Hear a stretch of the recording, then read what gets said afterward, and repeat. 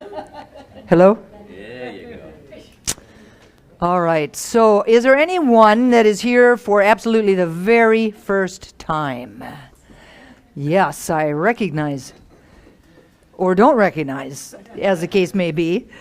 Thank you very much for being here. Yeah, let's give them a little round of applause. Thank you. Thank you. So, we met earlier, but I'm Reverend Dusty Ripplemeyer. I'm the spiritual director of this amazing community. And we are a Science of Mind church. We believe that there is one God, and that God is not a God that is outside of us, doling out punishments and favors at whim, but a God that is within us, a God that is benevolent. And it is a creative power and presence that we can tap into, that we can use to create lives that we love to live. And so we come here many times throughout the week to celebrate life, to celebrate God, and to celebrate and support each other on our spiritual path. So thank you all for being here this morning. I love you. There are two readings today. Nelson Mandela says, "Education is the most powerful weapon which you can use to change the world." James Redfield says, "Our greatest mistake, in my opinion, is to think that human spirituality is somehow already understood and established. If history tells us anything, it is that human culture and knowledge are constantly evolving. Only individual opinions are fixed and dogmatic. Truth is more dynamic than that, and the great joy in life is in letting go, in finding our own spiritual truth that is ours to tell, and then watching the synchronistic way this truth evolves and takes a clearer form. Just when it is needed to impact, just when it's needed, it impacts someone's life in a good way." Welcome to those of you who may have just arrived in the sanctuary. The theme for the month of March is education and continuous growth. Now, here at the Triangle Center for Spiritual Living, we walk a path of awakening, growth, and spiritual deepening through classes, workshops, seminars, and spiritual practices that allow us to embrace education as a lifelong endeavor. We consistently welcome more and more of our divine nature to be realized within us, and then to be revealed through our relationships, our choices, and our contributions to the world, both individually and collectively. The purpose of spiritual education is to continuously expand our mental horizons and to broaden our understanding of this life that we are living, and how to live it more powerfully. Reading, studying, and discussing spiritual ideas can increase the context of our life, increase the context out of which we create the experiences of our lives. The mental equivalent of the life that we wish to live, or that idea that we have in our mind, which we would call the mental equivalent, that mental equivalent is imagined out of our context. So you could see that if the context never changes, that we would continue to keep creating the same experiences over and over and over again, that nothing would ever change. So through continuous education, we are able to continually expand our context and thereby create an expanded mental equivalent of the life that we wish to live, one that is able to hold the allness of possibility within it. Reading, studying, and discussing spiritual ideas also assist us to learn about the spiritual laws and the spiritual principles that govern our universe. They help us to create a space in which we can embody them. And they help us to support ourselves and each other as we powerfully use those spiritual principles and laws in our lives. Now notice that I said assist. They assist us. Many people want you to believe that the secret to spiritual growth can be found in a book or a class or a workshop or even a sermon. They want you to believe that they will magically unlock the doors to happiness. But the truth is that while all of these educational pursuits that we engage in, all of these intellectual pursuits that we do, while all of them are important and valuable and necessary to our spiritual growth, they only take us so far. That the truth about spiritual growth is that it comes from within us. That it is really about us, about you, each and every single one of you, and how you view the world. In the Bible, there's a beautiful piece of writing called the Sermon on the Mount. And the Sermon on the Mount is introduced by an 8-verse prose that has been called the Beatitudes. Now, one of those verses says that blessed are the poor in spirit, for theirs is the kingdom of heaven. Blessed are the poor in spirit, for theirs is the kingdom of heaven. Eric Butterworth, in his book, Discover the Power Within You, says that you can not achieve an understanding of God through the intellect alone. Through the intellect alone. Blessed are they who can let go of the attempt to understand intellectually, who accept the deep things of spirit as a little child. Blessed are they who are teachable, open-minded, receptive to the truth, willing to renounce preconceived opinions and prejudices, and entertain a new concept of life. This is what it means to be blessed are the poor in spirit, to be poor in spirit. Now, when we add spiritual practices to these intellectual pursuits, spiritual practices such as meditation, visioning, contemplation, music, service, and prayer, then we shift our inner world from the inside out, which creates lasting spiritual growth and change and transformation of ourselves and our lives. Now, there are ways of being and things that we can do that can enhance our spiritual growth. And so over the month of March, throughout this month, we will be exploring those things as we explore this idea of education and continuous growth. We do not have to be stuck in a rut. Spiritual growth is possible for each and every single one of us. Now, my talk title today is Innocent, Available, and Free. And I begin by introducing you to someone very special to me. This is Nutmeg. Karen made me take him out of the shadow box that I had him in.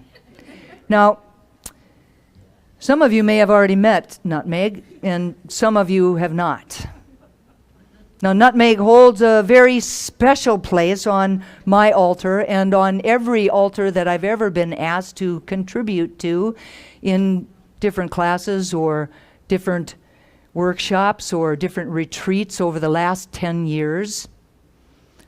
Nutmeg was given to my mother as a present for a baby shower for me. Nutmeg is almost 64 years old. You know, in 10 years or so. I'm introducing you to Nutmeg today because for me, he represents a couple of very important things. And the very first is that when I look at Nutmeg, I think of the book, The Velveteen Rabbit. The Velveteen Rabbit. I'm going to set Nutmeg down over here for a minute. How many of you have ever read the book or had the book, The Velveteen Rabbit, read to you? So for those of you that do not know, the book is about a stuffed rabbit who was, as the name implies, sewn out of velveteen. And he was given to a little boy as a Christmas present. Now initially the little boy was just playing with all of his other toys, and the Velveteen Rabbit was kind of forgotten over by the wayside. You know, all of the boy's other toys were modern and mechanical, and they snubbed the old-fashioned Velveteen Rabbit. But the oldest and the wisest toy in the nursery, the Skin Horse, who was actually owned by the boy's uncle, talked to him about the fact that toys could be magically made real by the love of a child. At this point, the rabbit didn't think there was any way that was going to be happening. One night, the boy's nana gives the rabbit to the boy to sleep with in place of a lost toy. The rabbit very quickly becomes the boy's very favorite toy, took him with him everywhere he went, and actually began to regard him as real. Time passes and the rabbit becomes shabbier and shabbier and shabbier, but so very happy. One day the boy becomes sick with scarlet fever, and the rabbit sits with him throughout his recovery. The doctors told the parents of the little boy that they needed to take him to the seaside, and that his room needed to be disinfected, and that all of his books and all of his toys needed to be burned, including the Velveteen Rabbit. I know. It's a sad, sad story. So the rabbit was bundled up into a sack, and he was put out by the garden for overnight, where the rabbit sadly reflected upon his life with the little boy.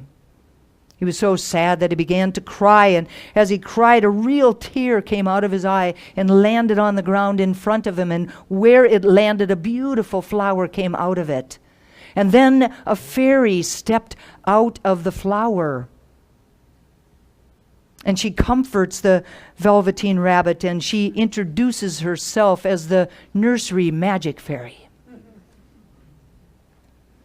I think I like that better than Skin Horse.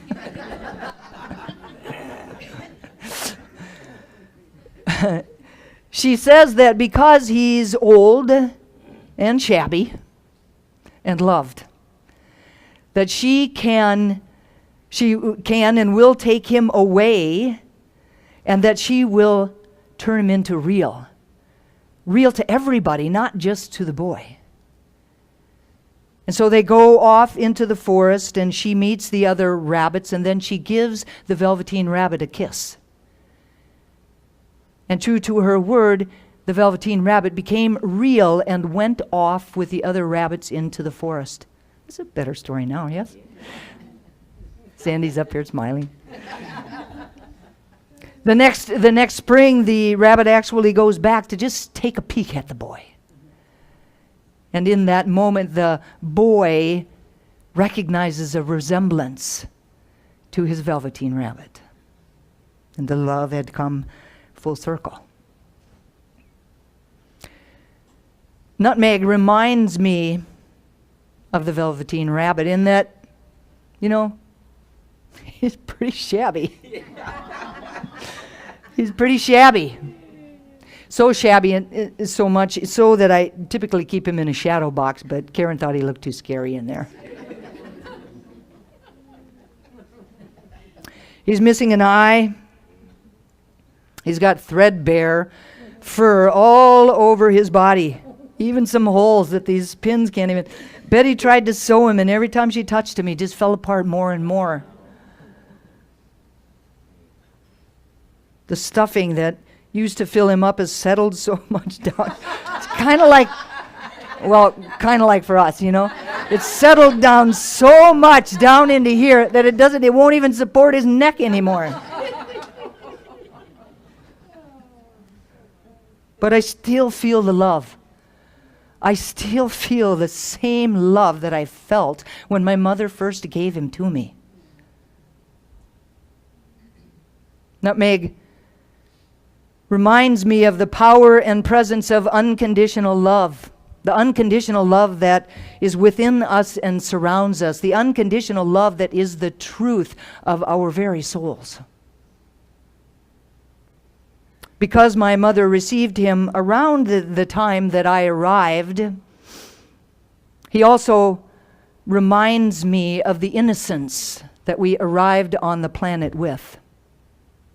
That before we became domesticated, we were a blank slate. A space in which anything and everything was possible. Now, in order to really grow spiritually, we have to be willing to go back to being that blank slate. We have to be willing to return to a space of innocence, to have a beginner's mind about everything and everyone.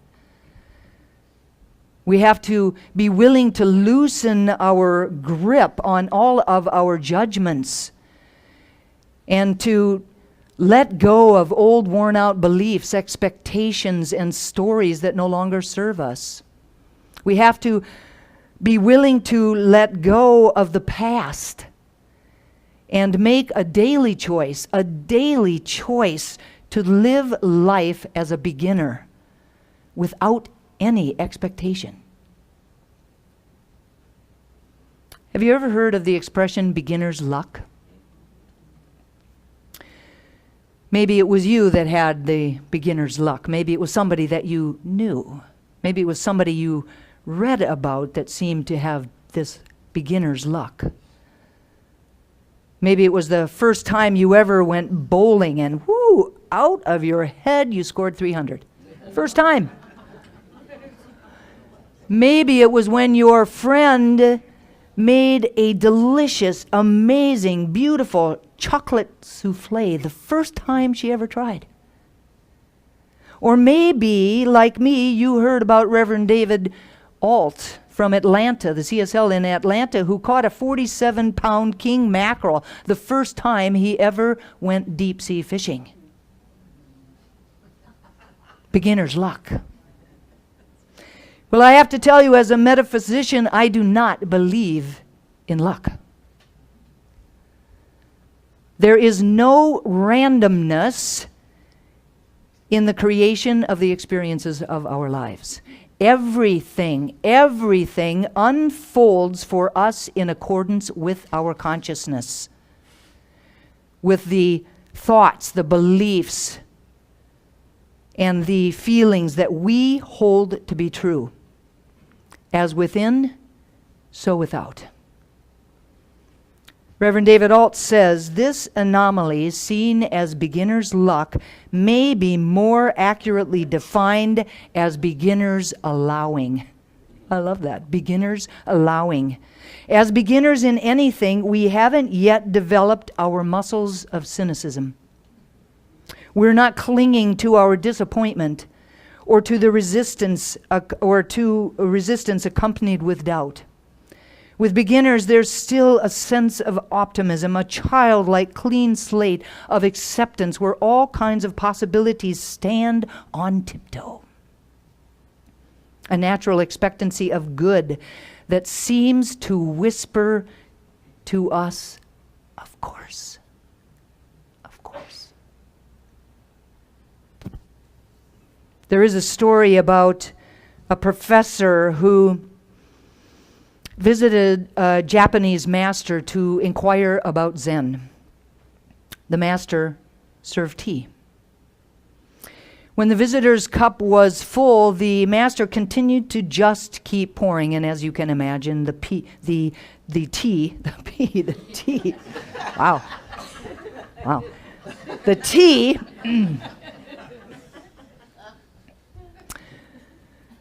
sometimes I have to just tease myself first because I know one of you is going to say something about that.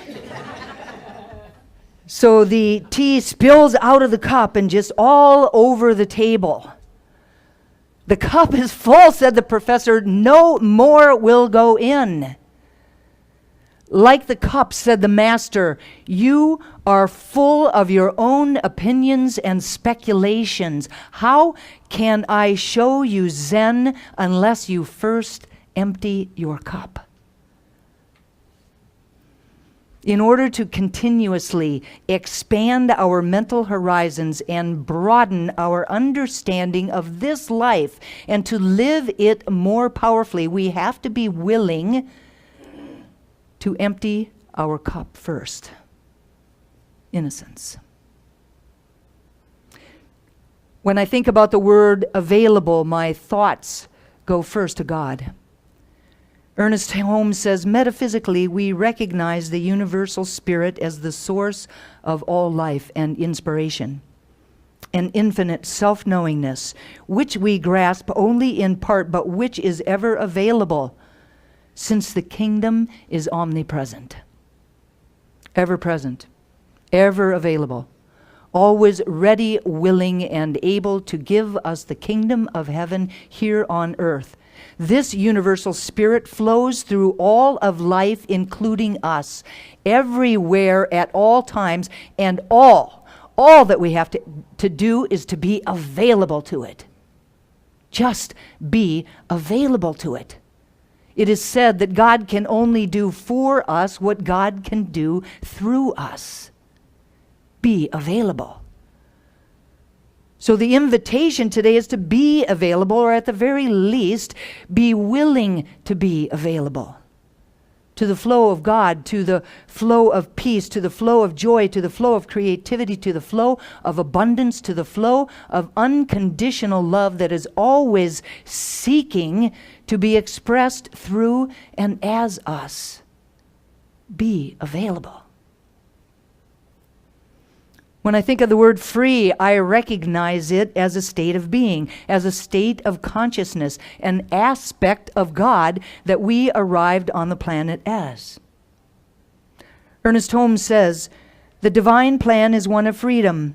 Bondage is not God ordained.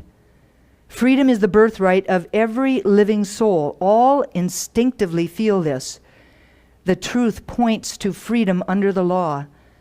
Thus, the inherent nature of man is forever seeking to express itself in terms of freedom.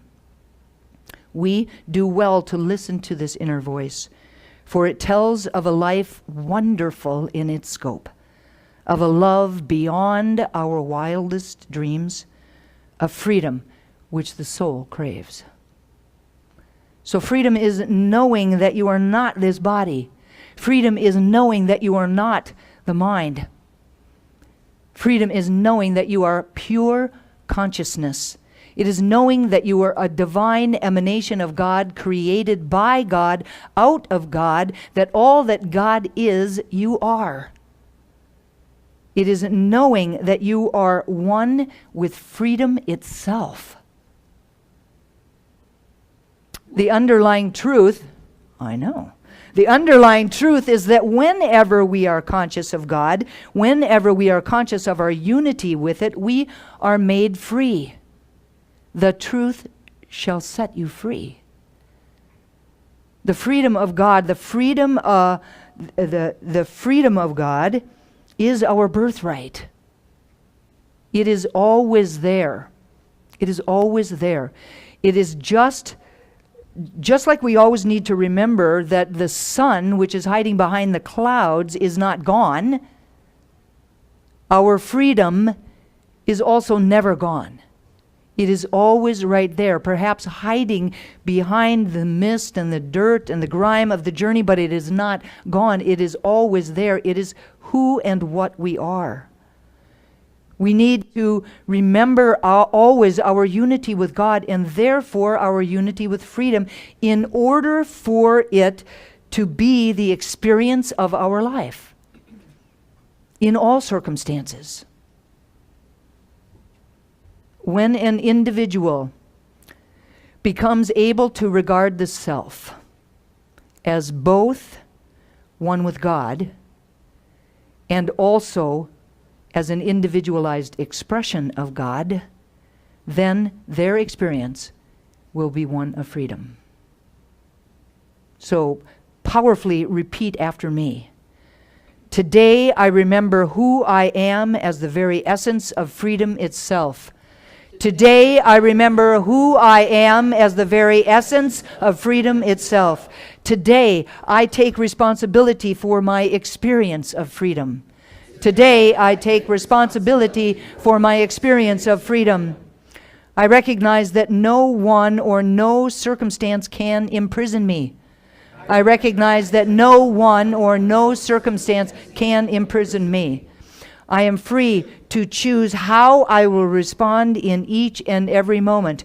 I am free to choose how I will respond in each and every moment. I choose to live from this truth. As I was preparing for my talk this morning, I came across a website called, what was it called? LifeScript. Now, LifeScript is written mostly by leading physicians, nutritionists, and other health experts, and it covers a range of topics that affect mostly women's health, but also men's health.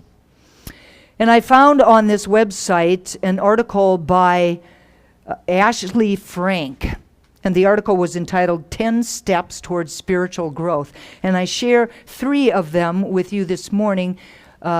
These 3 I'm sharing because I believe they speak to innocent, available, and free. Now, the first is to want change. Now, this might sound a little silly, but the first and most important step in personal spiritual growth is the desire to grow. All of the classes, workshops, seminars, spiritual gurus, inspirational books in the world won't make a lick of difference until you make a conscious choice to change and to grow. For me, this speaks to our availability. The second is to take responsibility. Now, sometimes you cannot control the events that happen to you, or most definitely not the people who do them to you. But you always have control over how you will respond. Focusing your attention on what happened or on who caused the problem does not offer any solutions. Instead, the invitation is to concentrate on your response and on what you can do to improve the situation and prevent it from ever happening again. People can take many things from you, but they cannot ever control your thoughts, emotions, or behaviors. You are the only one in control of those things. You are the only one that is responsible. And that is the good news, because there is so much power in that. For me, this speaks to our freedom, our free will, our ability to choose freely again and again and again. And the last idea is to release the past. The past is history, and there is nothing that you can do about it. Nothing that you can do that will change it. Holding on to past events keeps you from really experiencing new ones, and all of that emotional baggage just weighs you down. The invitation is to accept all of these events, both the ones that we would call good and the ones that we would call bad, as learning experiences, and be willing to move forward with life. It takes conscious effort to stop looking through the lens of the past with a critical eye. But by looking for the possibilities in the situation, by looking for the potential resources in life that are available out of this experience, we begin to grow spiritually. For me, this speaks to approaching life with a beginner's mind, from a blank slate, as innocent as the day that we arrived on the planet. And that brings me back to nutmeg. And so it is.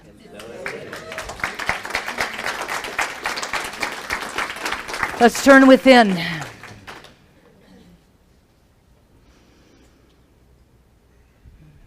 As I turn my attention inward,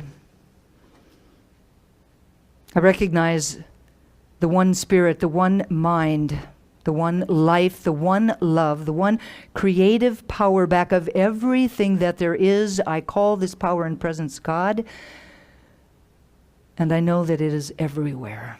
I know that it is eternal. I know that it is benevolent. I know that it is the very essence of unconditional love. And I know beyond a shadow of a doubt that I am one with it, that I was created by it, out of itself, that I am a hologram of it, that within me it resides in its fullness. And I know that this can't be the truth for me if it's not the truth for each and every single person here this morning. And so I know that each of us is a unique and divine expression of the one, of the divine, an ambassador on the planet at this time, tasked with allowing the flow of love, the flow of peace, the flow of joy, the flow of creativity, the flow of wisdom to flow through us and as us to the entirety of the world. And it is from this place of unity and wholeness that I speak these words about and for each of us today.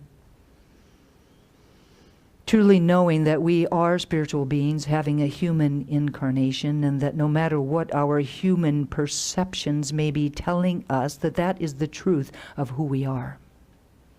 That we arrived on the planet innocent, a blank slate, a space filled with the allness of possibility.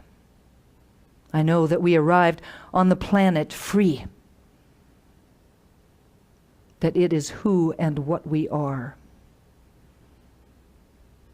And I claim for each of us today that there is a way that we can live our lives powerfully, that we can continue in our lifelong pursuit of education through classes and workshops and retreats and seminars and inspirational books, to expand our context,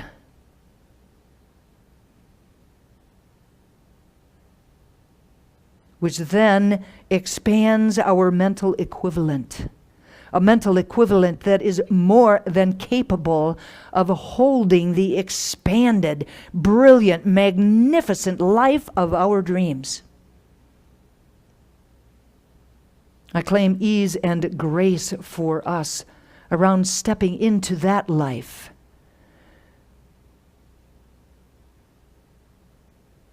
That we easily allow ourselves to let go of our stranglehold on the past, to let go of our judgments, to let go of anything that no longer serves us, and to powerfully bring back this blank slate, empty our cup to be available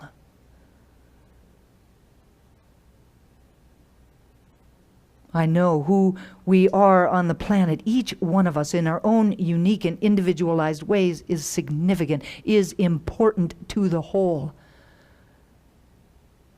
What you came here to give, what you came here to do, who you came here to be is needed.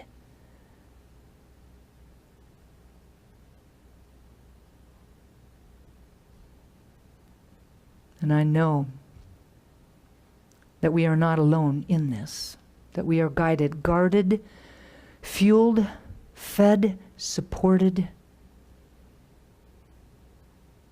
by that which created us in the first place. I'm so grateful to know this truth, so grateful to speak these words, so grateful for the power of prayer, knowing that these words are loosed into a law that only ever says yes, that they are clothed in form even as they are spoken. And so I speak them and I release them, and I invite everyone here this morning to anchor them for themselves and for each other simply by saying, "And so it is." Amen. Amen. Thank you, everyone.